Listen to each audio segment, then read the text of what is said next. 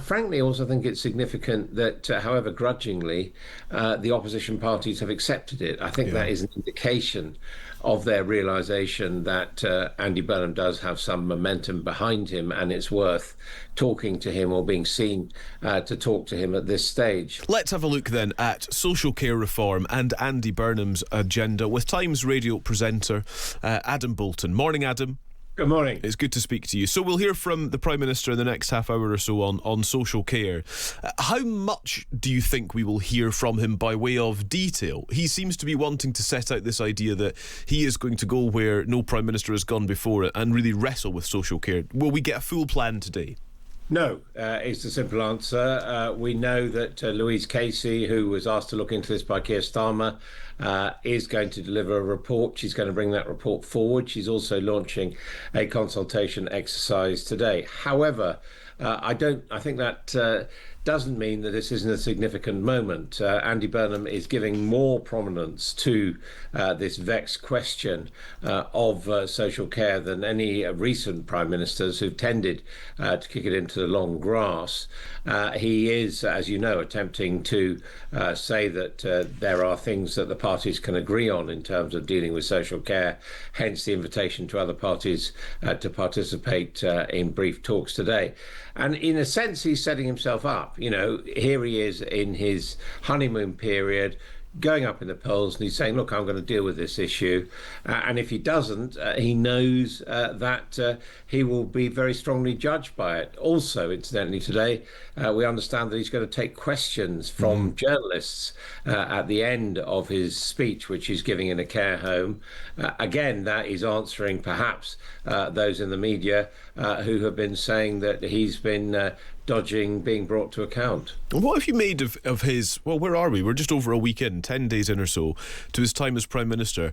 It has felt like, I was going to say it's felt like a lot of action. I don't know if action is necessarily the right word for this week, which has been more about announcement and intentions and ambitions.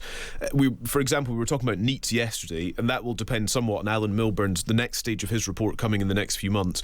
Today we're expecting him to talk as well about Baroness Casey, Louise Casey's review on social care, and we expect the sort of due date for that to be brought forward. So I guess there was action last week on energy bills. I accept that, on bus fares, etc. Perhaps this week is more about setting out a longer term vision. Would that be fair, do you think? Yeah, longer term is perhaps the word for it. I would say more medium term. Fair enough, yeah. As it were, publicly grasping these nettles, he is suggesting that he is going to come up with answers, and obviously will be judged by that. I mean, we had the announcements last week, which were significant statements of intent, if you like, but not things which really challenge the economy of the country. We're now going to move into these very big issues, NEETs, social care. He's also going to be speaking about defence, I think, tomorrow, where, you know, frankly, making the sums add up is going to be extremely difficult.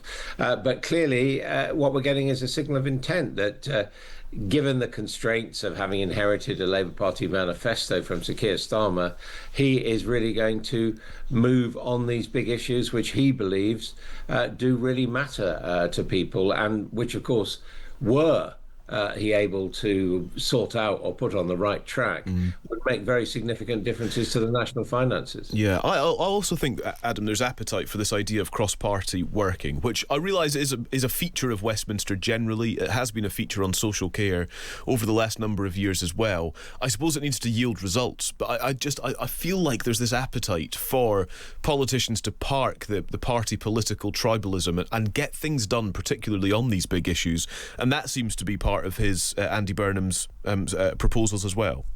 Yeah, I mean, I think it's significant that he's issued this invitation to the party leaders, although Kevin Badenoch's having an operation, so she can't take part, and Ed Davey will be zooming in because he's looking after his son. Of course, it's given him an opportunity to make it clear that the whole issue of care is much broader than simply old people needing care. There are disabled people in our society of all ages.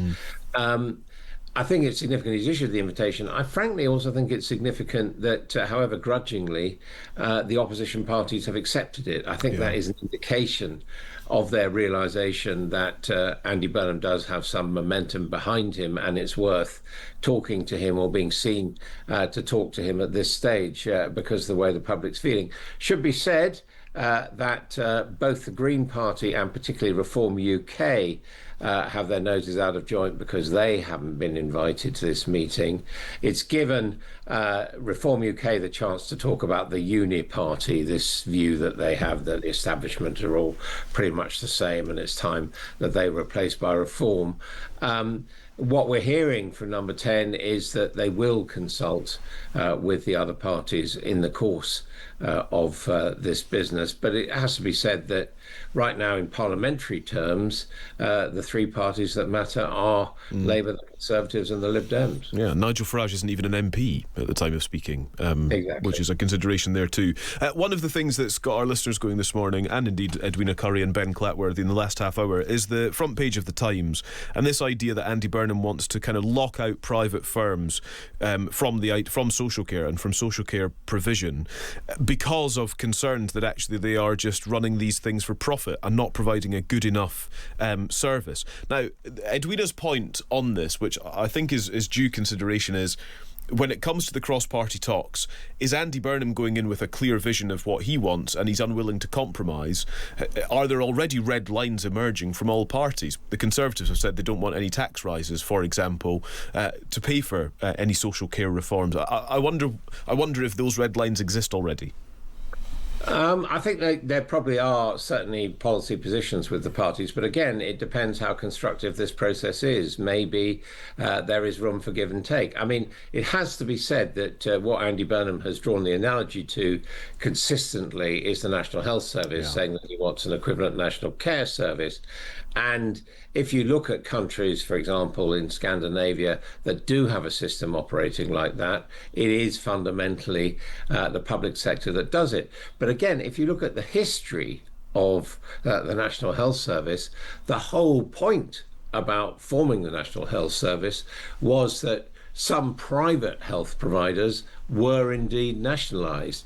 But we've also got, incidentally, the front page story of the Financial Times today, which is Jonathan Reynolds, the business secretary, making the point to the financial sector that the government knows it can't do this all on its own with the taxpayers' money, that it wants constructive partnerships with the private sector, and even making the point that in the famous Manchester buses, the yellow bee buses, that actually it's the private sector who operates those buses, but under the overall control of and regulation of Greater Manchester. So I think there's probably a bit more room to manoeuvre than some of those Labour ideologues were briefing to the Times.